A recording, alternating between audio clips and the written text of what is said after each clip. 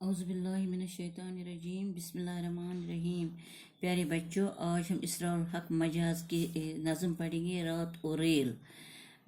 اس نظم میں رات اور ریل، جو مجاز نے اپنی نظم رات اور ریل لکھی ہے، اس میں رات کے وقت اپنی رات اور ریل اس میں رات کے وقت اپنی منزل کی طرف روان دواں ریل گاڑی کے مختلف پہلوؤں کو بڑے دلکش انداز میں مجاز صاحب نے پیش کیا ہے، بیان کیا ہے۔ تو یہ میں آج آپ کو پڑھ کے سناتی ہوں، سنو۔ پھر چلی ہے ریل اسٹیشن سے لہراتی ہوئی، نیم شب کی خاموشی میں زیر لب گاتی ہوئی۔ نیم شب مینز بیٹا آدھی رات، زیر لب ہونٹوں کے نیچے۔ شاعر فرماتے ہیں کہ آدھی رات کی تاریکی میں ریل پھر ایک بار اسٹیشن سے لہراتی ہوئی روانہ ہوئی اور ہونٹوں کے نیچے کچھ گیت الاپتی ہوئی جا رہی تھی۔ یہاں اس نے ریل کا ذکر کیا ہے کہ آدھی رات کے خاموش ماحول میں ریل گاڑی زیر لاب ہونٹوں کے نیچے گاتی ہوئی چل پڑی، تو پہلے مدھم سی آواز آنے لگتی ہے جس کو شاعر نے زیر لب گنگنانا کہا ہے۔ ڈگمگاتی جھومتی، سیٹی بجاتی کھیلتی، وادی و کوہسار کی ٹھنڈی ہوا کھاتی۔ شاعر فرماتے ہیں ڈگمگانا جو بیٹا ہے ہلنا، جیسے ایسے ریل گاڑی اگر آپ سامنے ہوتے میں آپ کو دکھاتی کہ جب ہلتے ہیں نا، انسان ہلتا نا جیسے ادھر ادھر ہو جاتا ہے، اس کو ڈگمگانا کہتے ہیں، ہلنا، جھومنا، نشے کی حالت میں جیسے ادھر ادھر جاتا ہے انسان۔ تو کوہسار مینز پہاڑ، تو سیر کرنا، ہوا کھانا مینز سیر کرنا۔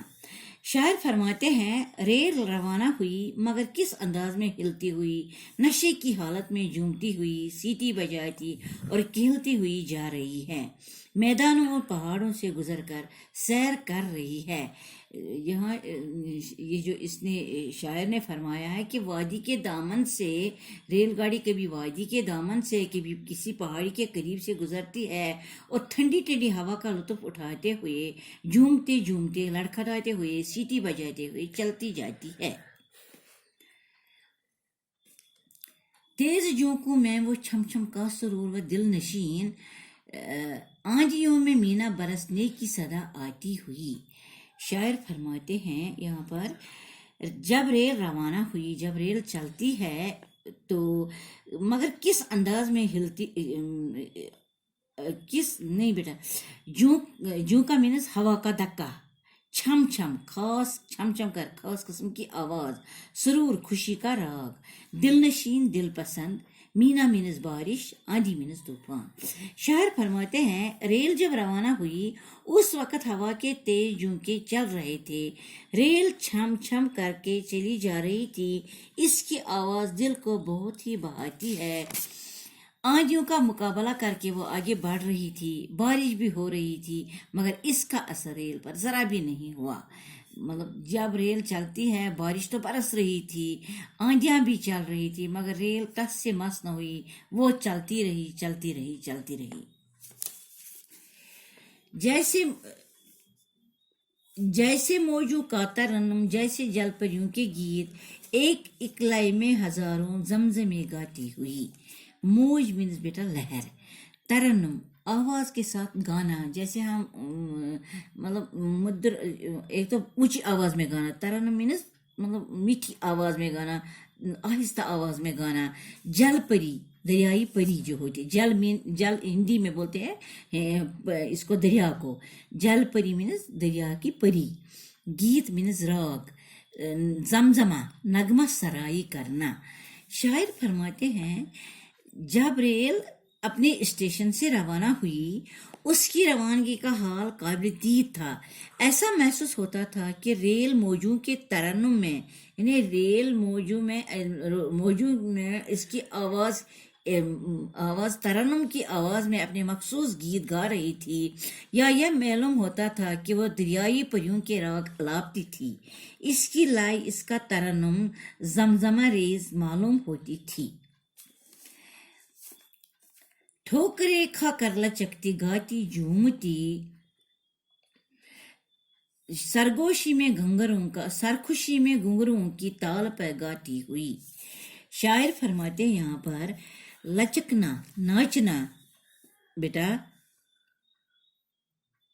लचकना मीन्स नाचना, गुनगुनाना, तरन्नुम से शेर पढ़ना, जैसे हम अंदर ही अंदर जो गुनगुनाते हैं कभी कभी, सरखुशी मस्ती, घुंघरू घंटिया और ताल मीन्स सुर। शायर फरमाते हैं रेल मखसूस अंदाज में रवाना हुई और उसका ये हाल था कि वो या तो ठोकरें खाती हुई जा रही थी तो या नाचती हुई, और आहिस्ता आहिस्ता धीमी धीमी आवाज में कुछ गा भी रही थी। नशे की सी हालत में थी और सरमस्ती का हाल था। घुंघरू बजते थे और उसका गाना एक खास ताल और सुर के मुवाफिक था। यहाँ शायर इस रेल की तारीफ करते, मतलब रेल का तज़किरा करते हुए फरमाते हैं कि जब रेल अपने मखसूस रफ्तार में जा रही थी तो ऐसा लगता है कि वो मस्ती में घुंघरू पहने गुनगुनाती हुई नाच रही है, और नाचते नाचते वजद में आकर कभी लचकती है, कभी झूमती है और कभी ठोकर खाती है।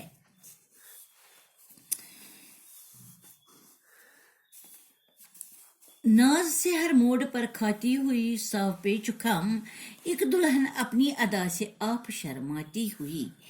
नाज मीन्स नखरा, मोट 100 सैकड़ों पे चुकाम जोड़ तोड़, अदा मीन्स नाज।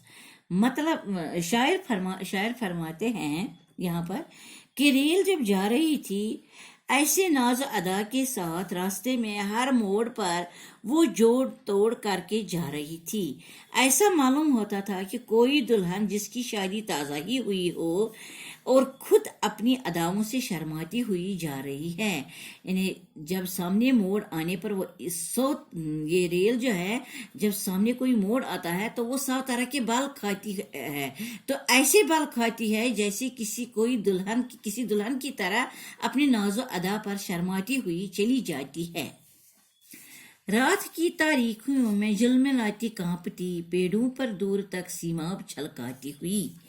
शायर फरमाते हैं यहाँ पर झिलमिलाना में धुंध होना और चमकना, सीमा पारा, ये आपको पता है सीमाब, तो आप जानते हैं सीमाब किसको कहते हैं। शायर फरमाते हैं रात के अंधेरे में रेल धुंध चमकती थी, मतलब ये आधी रात को जब रात की तारीखी रात के अंधेरे में झिलमिलाती और कांपती हुई, जब रेल ये रात के अंधेरे में झिलमिलाती और चमकती थी ऐसा लगता था कि वो कांपती हुई डर के मारी जाती है या पेड़ों पर दूर तक सीम आब छलकाती हुई जा रही थी। यहाँ पर शायर फरमाते हैं कि रात के अंधेरे में झिलमिलाती और कांपती हुई इस तरह तेजी से गुजरती है गोया पेड़ों पर पारा छलकाती जा रही है। जैसे आधी रात को निकली हवा की शाही बारात, निकली हो शाही बारात, शादियानों की सदा से वजद में आती हुई। शायर फरमाते हैं वजद मीन्स बेटा आप जानते हैं जिक्र, इसी को वजद बोलते हैं। आधी रात को जो शायर यहाँ शायर फरमाते हैं कि रेल जा रही थी मगर मालूम होता था कि शायद कोई बादशाह की शादी का जुलूस दुल्हन के घर की तरफ जा रहा है। इस शाही बारात काफी शानबान और आनबान थी और हर तरफ शादियाने बजते थे। यही हाल रेल को चलते हुए महसूस होता था। यहाँ शायर फरमाते हैं आधी रात को जब रेल दौड़ती हुई देखते हैं तो ऐसा लगता है जैसे कोई किसी बादशाह की बारात जा रही हो, खुशी के गीत गाए जा रहे हो और पूरी बारात गाने बजाने से मस्त हो रही हो। मुंतशिर करके फजा में जा बजा चिंगारियां, दामन मौज हवा में फूल बरसाती हुई। शायर फरमाते मुंतशिर मीन्स बिखेरना, फजा मीन्स माहौल, चिंगारियां मीन्स शरारे, दामन मौज हवा की गोद में। शायर फरमाते हैं रेल जब जा रही थी ऐसा मालूम होता था कि वो सारी फिजा में शरारे बिखेर रही हैं, यानी सारे माहौल में वो शरारे बिखेर रही, चिंगारियां, शरारे मीन्स चिंगारियां, ऐसी चिंगारियां बिखेर रही हो या हवा की गोद में फूलों को बरसाती है।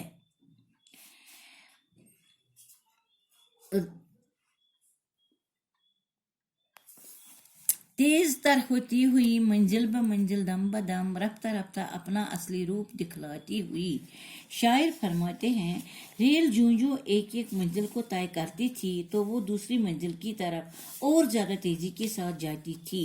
लम्हा ब लम्हा इसकी रफ्तार ज़्यादा होती जाती थी। आहिस्ता आहिस्ता रेल अपना असल रूप वो लोगों को दिखाती थी। सीने को सार पर चढ़ती हुई बेइख्तियार एक नागन जिस तरह मस्ती में लहराती हुई।